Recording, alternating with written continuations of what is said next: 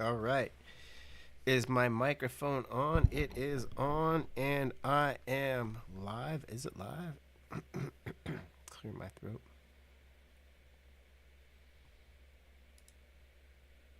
Yeah, there we go. So, welcome. This is just an update of week 10. So, we are here in week 10 of the semester.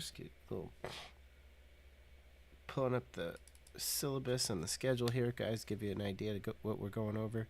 The muscular system is the big keys right here. We're going over the muscular system, and here it is. Let's throw that schedule up there for you. Go through my online class here just to give him an idea of the expectations there. We've got the announcements there on the front page. Syllabus, online format. And we are in week 10. So week 10, I'm broadcasting right between these 2 days on 10/25. We're looking at the muscle tissue and the muscular system here. I'm going to probably make some new videos here for these chapters 10 and 11, so keep a lookout there. They'll probably be published here shortly.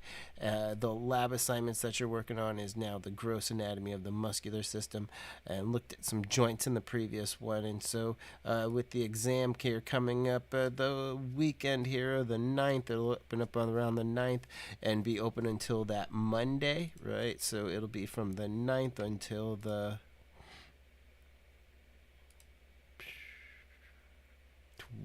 13th. So the 9th or the 10th through the 13th is the exam date there. It'll be our second to last exam, where we'll be going over joints, movement, and the muscular system. So in chapter 10, we looked at the joints, we looked at the different types of joints. We also had a big section on different movements of the body, and so that's what a big section of that will be in your exam as well. And then the muscular system, so muscles on a microscopic and macroscopic level, as well as all of the muscles, including their origins, insertions, and their actions.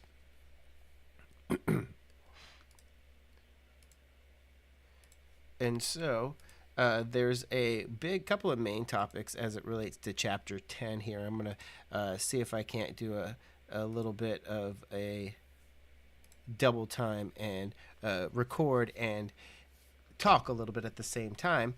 And so the big concepts as they relate to the steps of a muscle contraction are as follows. Open up a PowerPoint here. That might be the easiest way to do it.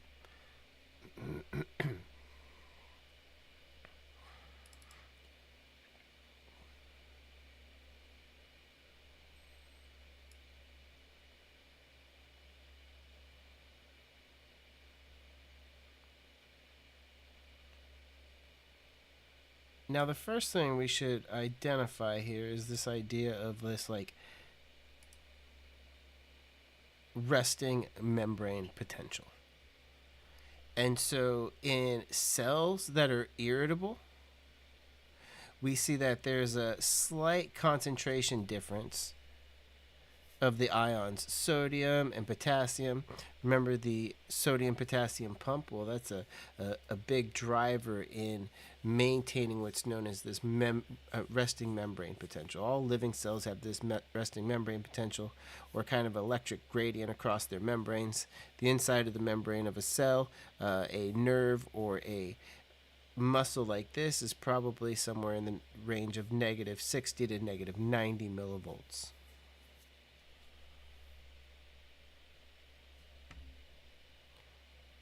And then, based on that resting membrane potential, what can occur is the electric current moves. The membrane potential can move across the entire cell membrane.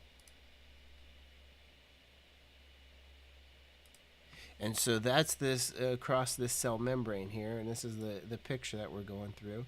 And that's what we have right there. There's the cell, and it's going to travel there, and it's going to travel down the T tubules, and that's where it's going to meet up against these sarcoplasmic reticulum. That's going to cause calcium to be released into the sarcoplasmic, calcium to be released into the cytoplasm or the sarcoplasm itself. That's where the myofibrils are.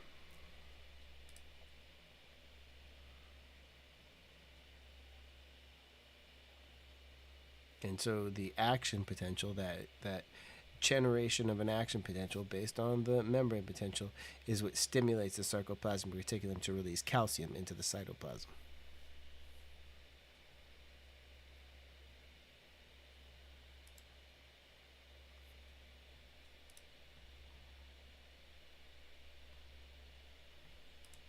So let's see here. Let's see if I can't do a couple of recordings of the idea behind a muscle contraction here for you guys.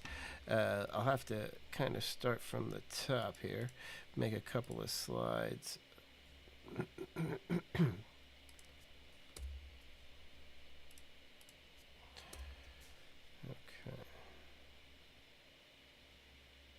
Make something big here.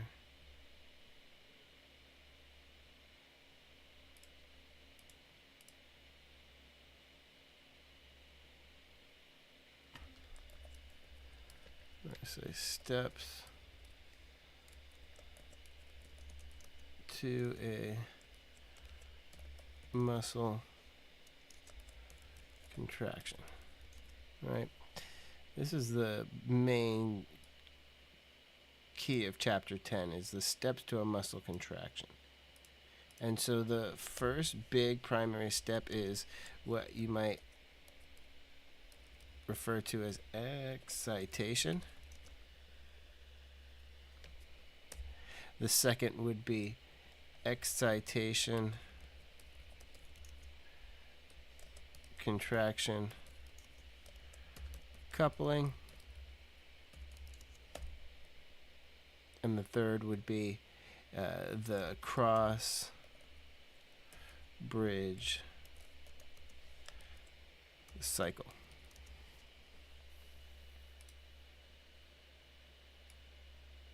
Make that really big here.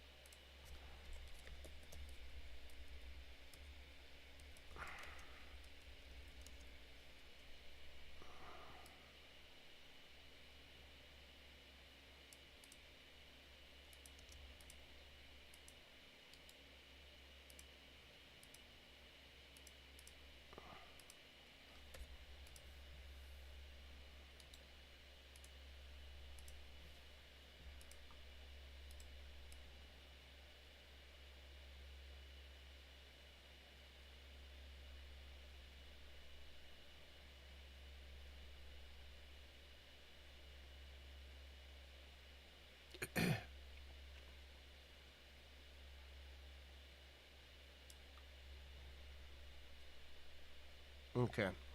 So again, these are the main steps there of the excitation, contraction, coupling, and then the cross bridge cycling.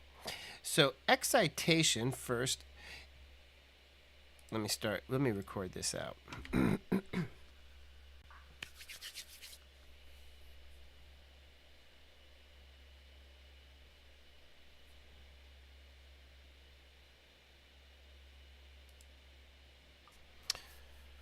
Okay, today we're going to talk about the 3 major steps broken down in the muscle contraction, a skeletal muscle contraction. You can see there's the excitation, and excitation is the stimulation from a neuron. So every muscle is stimulated by a neuron.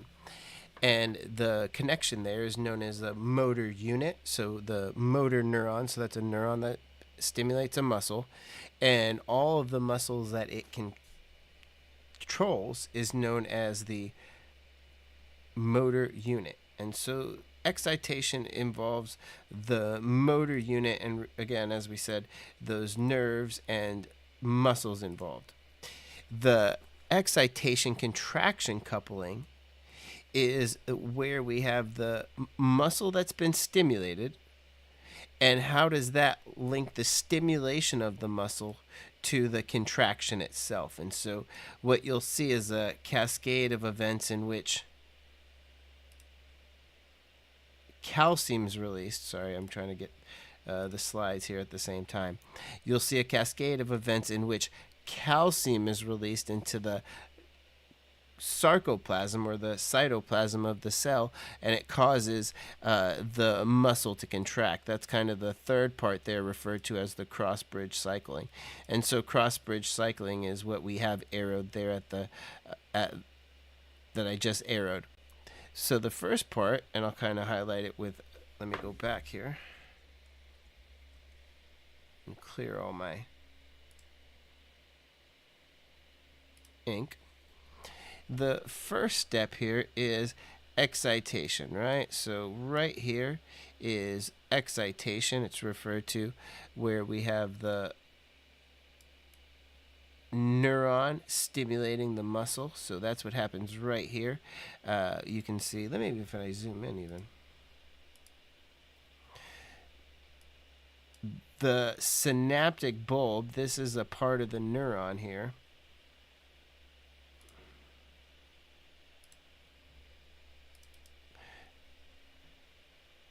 Stimulates a portion of the muscle. So here's the muscle.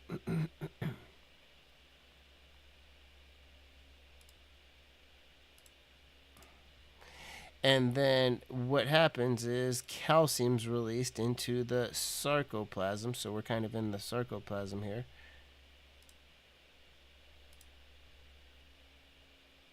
Kind of working on getting a... Okay, here we go.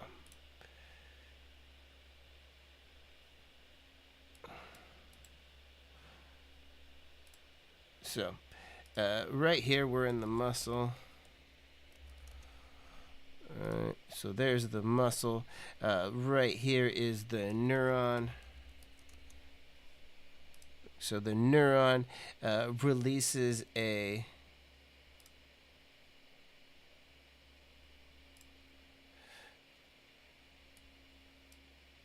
neurotransmitter. The neurotransmitter here is acetylcholine, abbreviated ACH. It is released, binds to a receptor that opens up, as you can see here, sodium channels, right, leading to an action potential across the sarcolemma, or the cell membrane of a muscle cell. So this stimulation is on the muscle.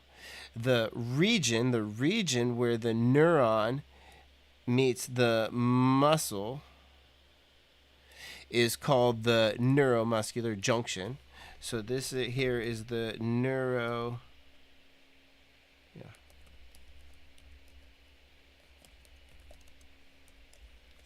junction.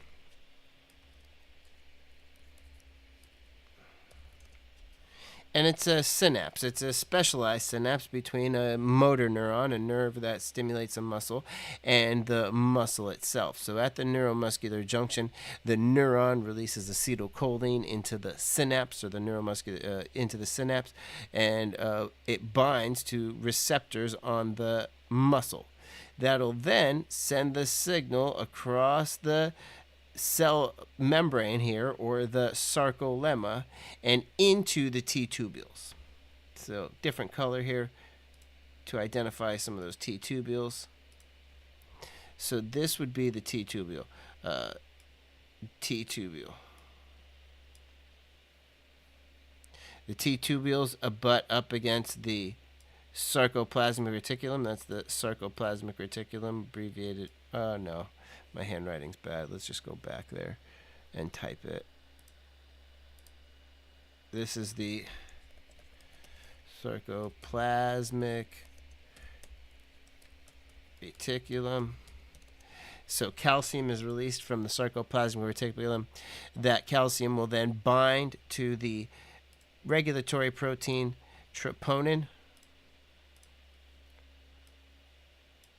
Troponin is this little structure here that sits upon the tropomyosin, and when calcium binds to the troponin, you can see that the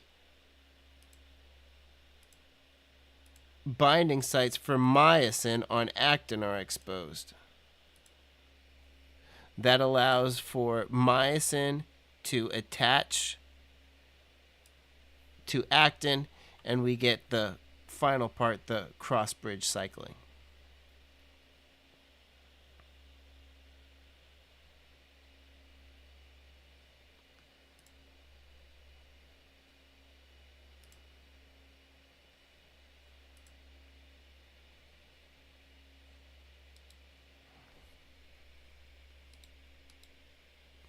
So again, some of the steps that are related to muscle contraction from the top of your screen is excitation right here.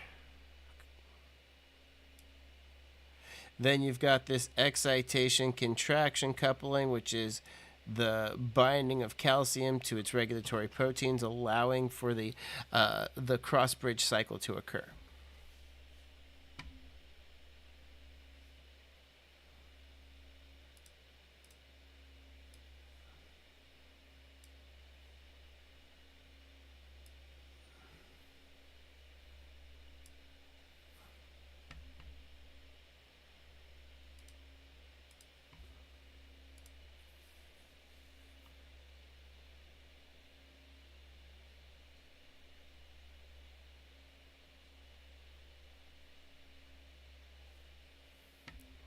And so there's a couple of videos that I'd recommend too that you would watch here. And really the main keys, let's discard that. Do what you want to do with your discard.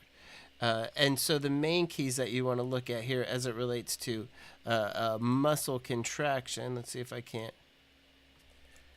YouTube.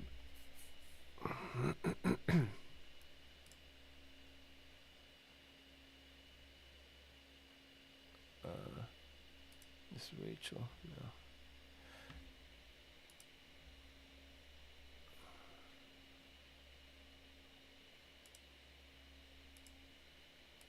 Here it is.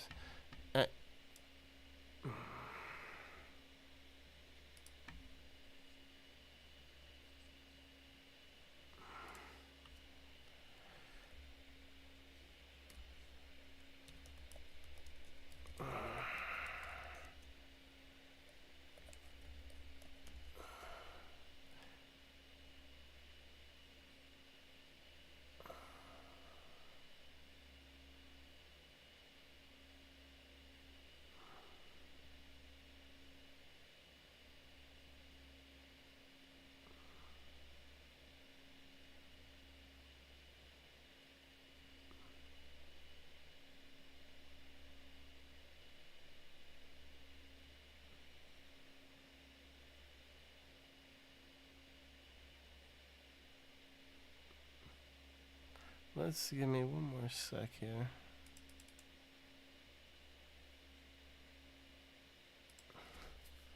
See what happens when I do that. Nope, not that one. Cross-bridge cycling.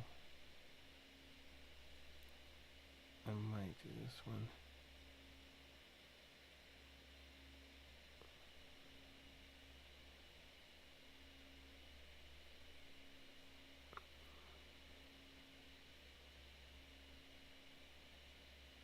Alright, here's the one we want to go with.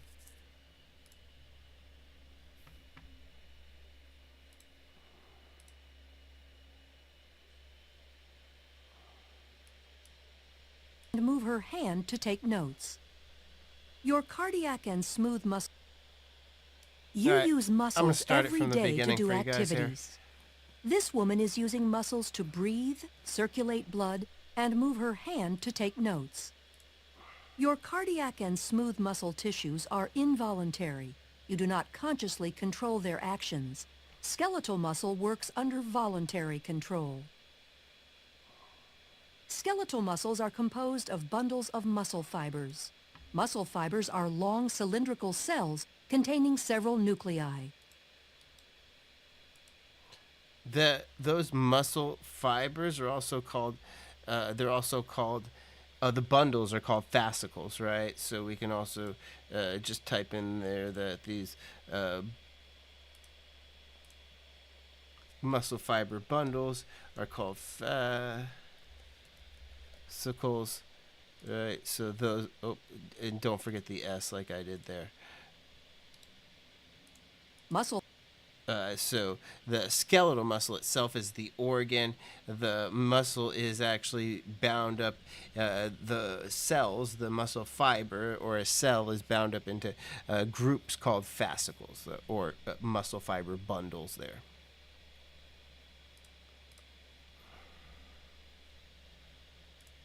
Muscle fibers are long cylindrical cells containing several nuclei. Muscles will contract or relax when they receive signals from the nervous system. So just getting to start here, we've got the neuron. So the motor neuron specifically, it's the neuron that's associated with a muscle. And on the other side here, we have the muscle itself. So on the bottom of the screen, you see the muscle, and then you've got the area, which is referred to as the neuromuscular junction. So this spot specifically is going to be called the, let's make it,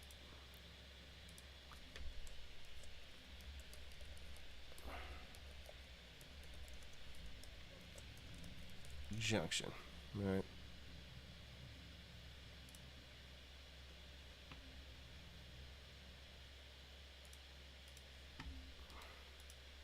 A neuromuscular junction is the site of the signal exchange. This is where the synaptic bulb of an axon terminal and muscle fiber connect. Muscle fibers are composed of many myofibrils. A myofibril contains contractile units called sarcomeres. Now, the sarcomere is also defined as the functional unit of skeletal muscle. So the smallest functional unit that can actually complete the muscle contraction here is this sarcomere. Sarcomeres run adjacent to one another down the length of the myofibril. Each sarcomere consists of alternating thick and thin protein filaments, giving skeletal muscle its striated appearance. The muscle contracts when these filaments slide past each other. The thick filaments are myosin, which are anchored at the center of the sarcomere, called the M line. The thin filaments are composed of the protein actin, which are anchored to the Z lines on the outer edges of the sarcomere. Because the actin filaments are anchored to the Z lines, the sarcomere shortens from both sides when actin filaments slide along the myosin filaments. Although the action between the filaments is described as sliding, the myosin filament actually pulls the actin along its length. The cross bridges of the myosin filaments attach to the actin filaments and exert force on them to move. This action is known as the sliding filament mechanism of muscle contraction.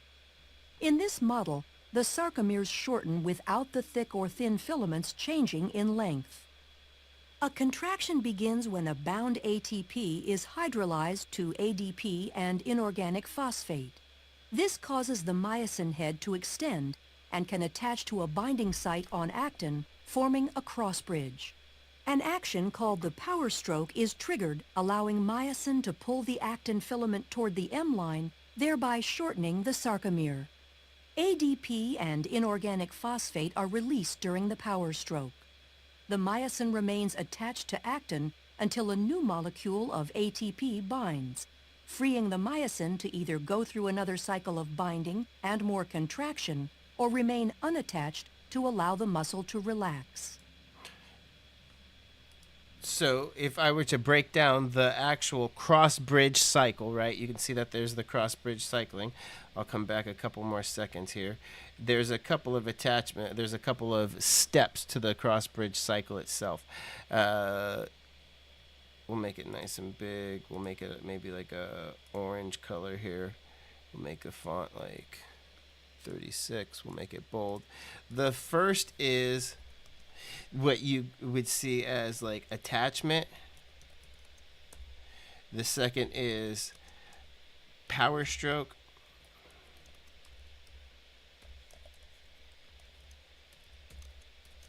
The third would be detach.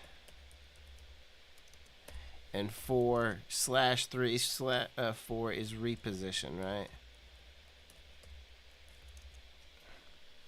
So if we're looking at these 4 steps, the first step here is just as you've mentioned, as she mentioned here, and I'll play it just for that. Inorganic phosphate. This causes the myosin head to extend and can attach to a binding site on actin, forming a cross bridge.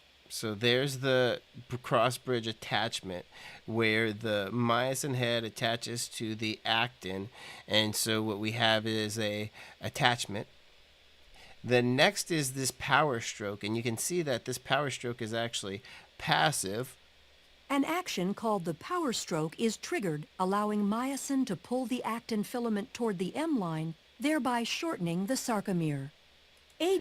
And so you can see that ATP is not hydrolyzed hydrolyzed here to release it, that inorganic phosphate. What you have is ADP, and it actually just kind of pulls it. It's more like a spring that's loaded as opposed to the active process of pulling there, right? So the power stroke is the myosin head pulling the actin towards the middle, and as a result, it's actually a passive process from the repositioning that we'll see here later. ADP and inorganic phosphate are released during the power stroke. The myosin remains attached to actin until a new molecule of ATP binds. So as you can see there, ATP does 2 things. When ATP binds to the myosin head, it helps to detach and then helps to reposition.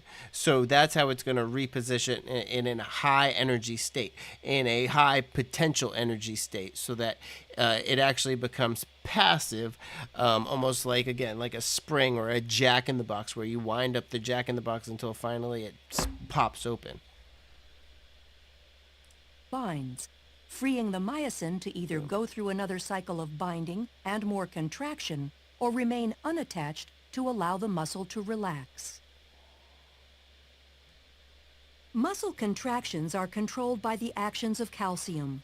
The thin actin filaments are associated with regulatory proteins called troponin and tropomyosin. When a muscle is relaxed, tropomyosin blocks the cross-bridge binding sites on actin.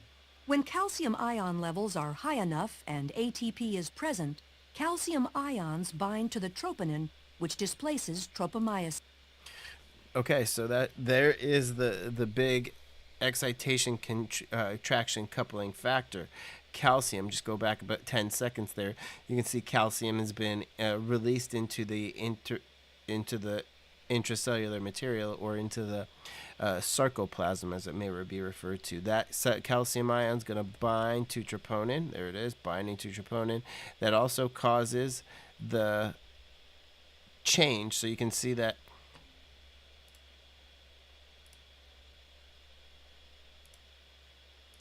tropomyosin, and I'll kind of draw it here. Tropomyosin, you can see it's right there. It's shielding the binding sites for myosin on actin, that is. So you can see there it is, this kind of thread-like structure that runs all the way around. And so again, we can pop it there. Oh, we go 5 seconds there. Present, calcium ions bind to the... So there it is there. Binds to it, they move. So it was there, it moves, there's the binding sites are now open.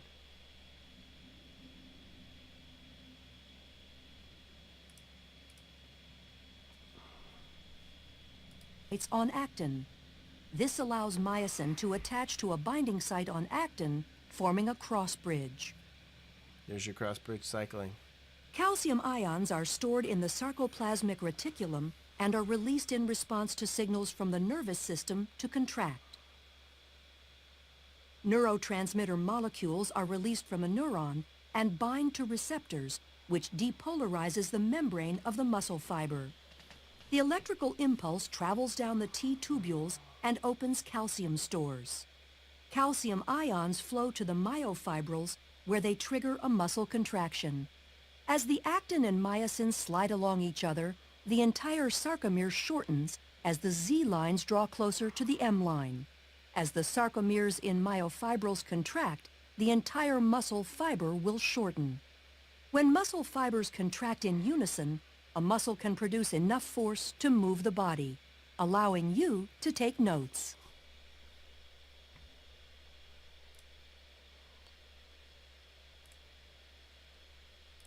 And so I did want to spend quite a bit of time there to focus on those main steps of a muscle contraction for you guys here, because it's going to be an important concept to help deliver here in this chapter, specifically chapter 10, that is, muscle tissue.